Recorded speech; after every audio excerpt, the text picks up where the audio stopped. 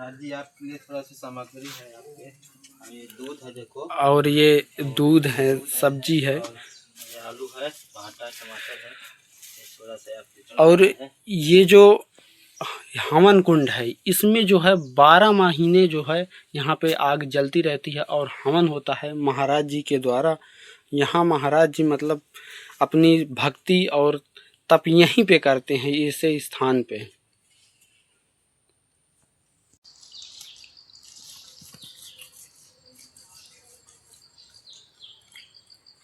Hello दोस्तों, मैं Ram Bahadur Saini Bhama Chitkut channel में आप लोगों को स्वागत करता हूं। मैं आपको दिखाऊंगा कि तो देखिए भाइयों, हम आज आ गए हैं पंच प्रयाग आश्रम, जो यहाँ की देवराहा बाबा जी की जो तपोस्थली रही है, वो इस समय उनके शिष्य जो रहते हैं नंदू महाराज जी रहते हैं, और ये वहीं से जाने का रास्ता है। और आप देख रहे हैं ये यहाँ से ऐसे करके आते हुए ये यहाँ से रास्ता है, और आप देख रहे हैं ये सीधे यहाँ से देखिए भक्तों, माता मंदाकिनी जी जो नदी हैं, देखिए कैसे कठिनाई तरीके से पार करके जाना पड़ रहा है। और ये मंदाकिनी नदी का बहाव है थोड़ी तेज है, और पत्थर में क्या है वो काई लग चुकी है, जिसके कारण फिसलन ज़्यादा हो रही है, इसके कारण और दिक्कत आ रही है।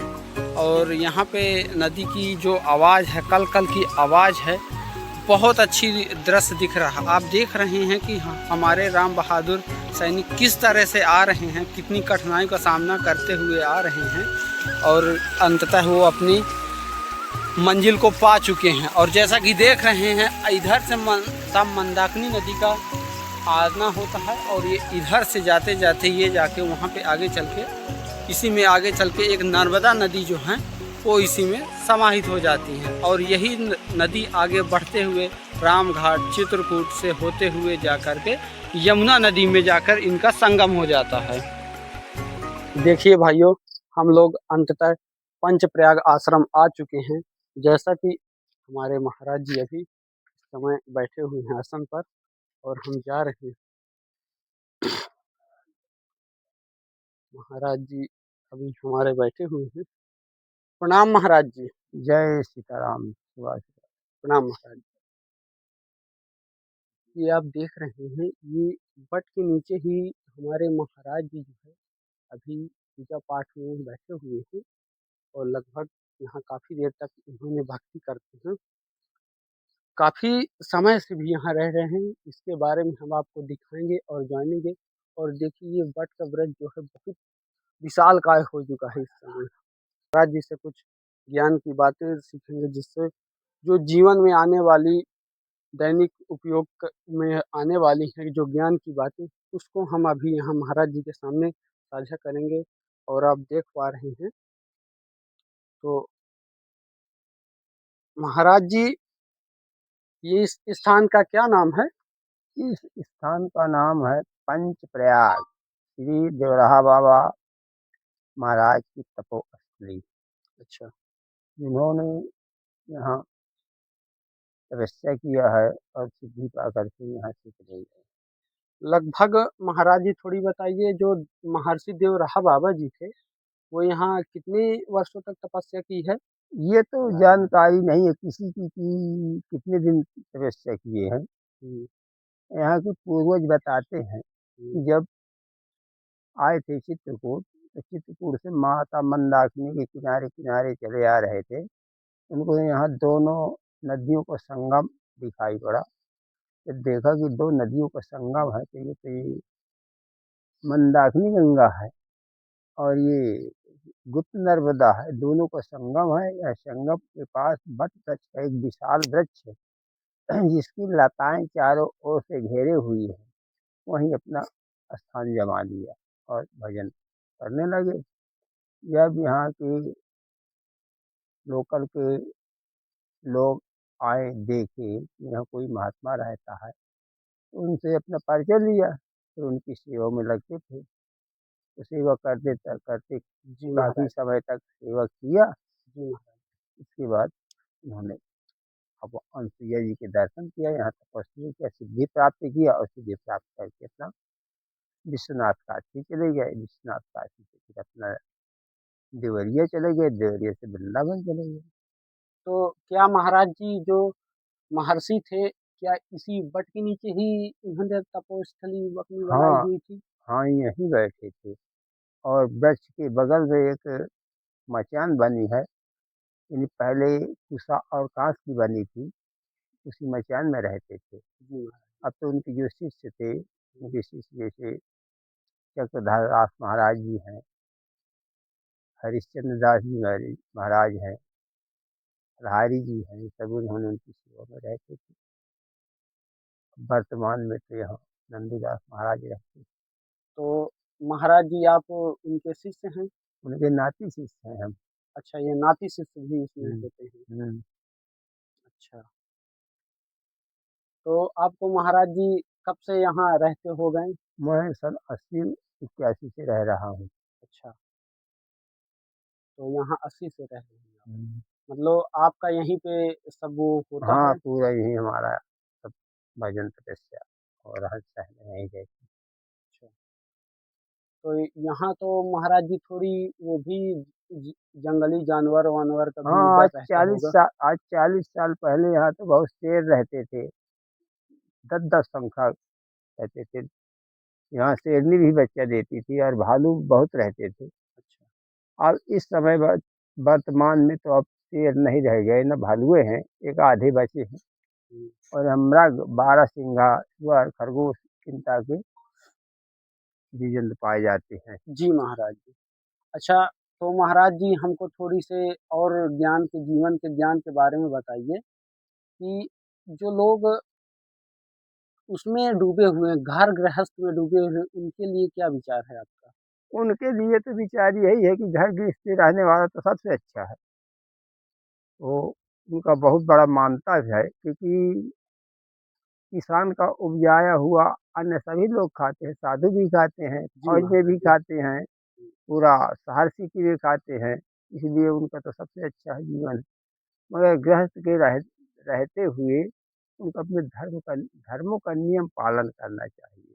हुँ, जैसे ज़मीन में उपजाते हैं, हुँ, तो पहले के हिसाब से जो देखा जाता है तो वो एक वो रहते थे पुरोहित, यानी हर का कर्म कांड बताते थे। पुरोहित को 10 अंश निकाला भी जाता था, दान भी दिया जाता था। जी महाराज। जैसे सूर्य नारायण प्रकाश देता है, हुँ, उसका हिस्सा है हुँ, और वायु हवा देती है, जी, तो उसका भी हिस्सा है और इंद्र जल वृष्टि करता है, तो इन हुँ, तीनों हुँ, का तो हक लगा ही है, जी, तब फसल तैयार होती है। जी, इसलिए ऐसे सबको यानी पूर्वजों के सम्मान सहित तो होना चाहिए। अच्छा, और आपका ये है कि अपने माता सबसे पहले उचित ये मोल है कि अपने माता-पिता की सेवा जी। और अपने बाल-बच्चों को पढ़ाओ, आगे बढ़ाओ, यही आपका धर्म है, अच्छा, गृहस्थी का। माता-पिता की सेवा ही सर्वोपरि माना गया है क्या? सबसे पहले अपने माता-पिता की सेवा करना चाहिए। जिसे कहते हैं कि प्रातः काल उठ के रघुनाथा, मात-पिता गुरु नावहि माथा। यानी भगवान पहले अपने माता-पिता के माथा नाते थे, गुरु जी के नाते थे, इसलिए सबसे पहले अपने माता-पिता की सेवा अनिवार्य है। जो माता-पिता की सेवा नहीं करता, वो आगे सक्सेस नहीं होता, उसको फिर प्रायश्चित लगता है। कहते हैं कि इस जीवन में 3 ऋण होते हैं, मातृ ऋण, पितृ ऋण, गुरु ऋण। यानी अगर तीनों ऋण को उद्धार न किया तो जीवन कोई मतलब का नहीं है। अच्छा, जी महाराज।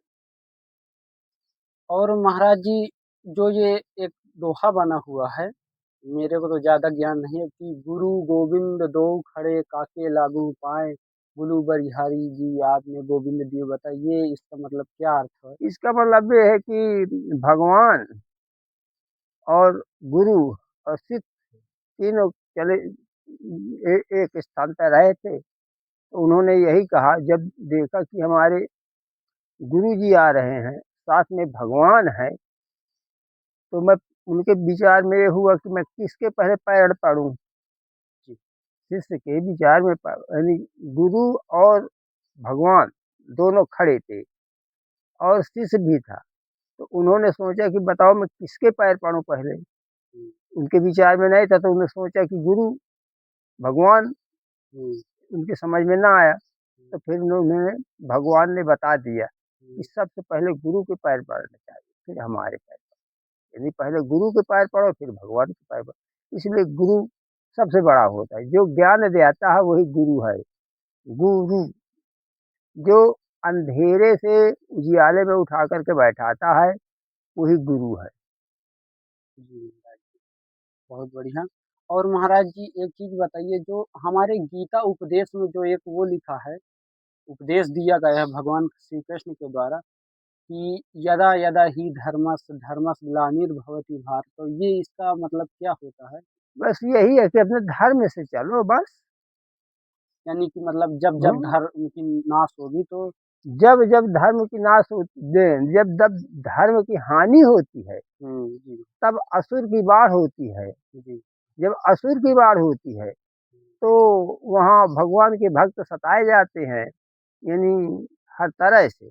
फिर उसी समय भगवान अपना भक्तों का उद्धार करने के लिए, अपने भक्तों को बचाने के लिए फिर अवतार लेते हैं, भक्तों के हित के लिए। तो क्या महाराज जी इस बार जो ये अभी कलयुग चल रहा है, पहले द्वापर में भगवान श्री कृष्ण जी का अवतार हुआ, उसके पहले त्रेता वेता में राम जी का अवतार हो, क्या कलयुग में अभी होगा ऐसा? हाँ, तो अवतार होगा भगवान का। यानी कि अभी एक कलयुग में जो है ज्यादा पाप अभी हो अभी नहीं। तो धर्म भी है, कर्म भी है। हम्म, धर्म भी है, कर्म भी है, मगर इंसान के इस समय शर्म नहीं है। जी महाराज। और जितना आगे वो बढ़ेगा पाप, उतना धर्म कमेगा। तो धर्म जब कम जाएगा, तो इसके बाद साधु संत सताए जाएंगे, जी महाराज। तब भगवान का अवतार होगा। अभी तो कुछ दिन के बाद, कुछ दिन ही के बाद अभी थोड़ा सा सतयुग आएगा, और इसके बाद फिर घनघोर कलयुग आएगा। अभी तो कलयुग है, जो जैसा करता है तो तैसा पाता है। अच्छा, अभी ये कर युग जो अभी ये माना गया है। कलयुग है, जो करई जो कर्म पाव फल सोई, निगम नीति अस कहे सब कोई। जो जैसे अपने कर्मों कर कमलों द्वारा किया जाता है, वही मिलता है। तो ऐसा ये युग है अभी। अच्छा, इसके बाद थोड़ा सा सतयुग आएगा, इसके बाद फिर घनघोर कलयुग आएगा। तब बहुत अत्याचार होगा, कोई किसी को पहचानेगा नहीं, न कोई माता पिता मानेगा, न कोई बहन बेटी मानेगा, न कुछ नहीं। तब फिर भगवान का अवतार होगा, एक 8 वर्ष कन्या की अवतार होगा, अलंकित अवतार। वो होगा संभलपुर गांव में विष्णु दुबे के घर में। ये जैसा देख पा रहे हैं कि महाराज जी के लिए थोड़ी सी सहयोग के लिए सब्जी वब्जी लाए हैं, और देख रहे हैं महाराज जी इस समय अभी जो यहाँ पे हवन चलता है, जो 12 महीने का हवन जो उनके कुटी में होता है, यहाँ पे महाराज जी बैठे हुए हैं और आप देख पा रहे हैं।